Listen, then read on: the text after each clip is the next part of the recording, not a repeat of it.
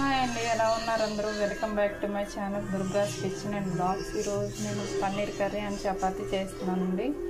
ముందుగా పన్నీర్ ముక్కలు చిన్న చిన్నగా కట్ చేసి ఆయిల్లో ఫ్రై చేసి పక్కన పెట్టుకోవాలి.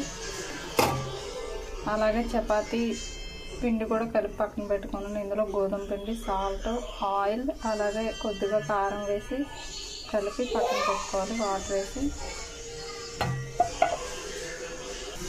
ఇప్పుడు కర్రీ కోసం ఒక 3 మీడియం సైజ్ ఆనియన్స్, అలాగే ఒక పెద్దది టమాటా కలిపి పేస్ట్ చేసుకున్నాను. అందులో కొద్దిగా జీడిపప్పు, గసగసాలు కూడా వేసి పేస్ట్ చేసుకోవాలి. ఇందులో 1 స్పూన్ అల్లం వెల్లుల్లి పేస్ట్, అలాగే బిర్యానీ ఆకు, లవంగాలు, యాలకులు వేసాను. బాగా ఫ్రై అవ్వాలి. అలాగే ఇందులో పచ్చి బఠానీ కూడా వేసుకున్నానండి. బాగా ఫ్రై అవ్వాలి. సిమ్లో పెట్టి వేయించుకున్నాం.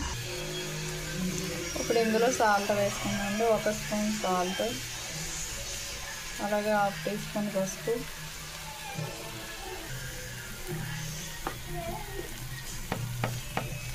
అలాగే ఇప్పుడు ఇందులో 1 స్పూన్ కారం వేసుకున్నాం. ఇప్పుడు ఇందులో పన్నీర్ ముక్కలు వేసుకోవాలండి. అలాగే కొద్దిగా వాటర్ వేసుకున్నాం.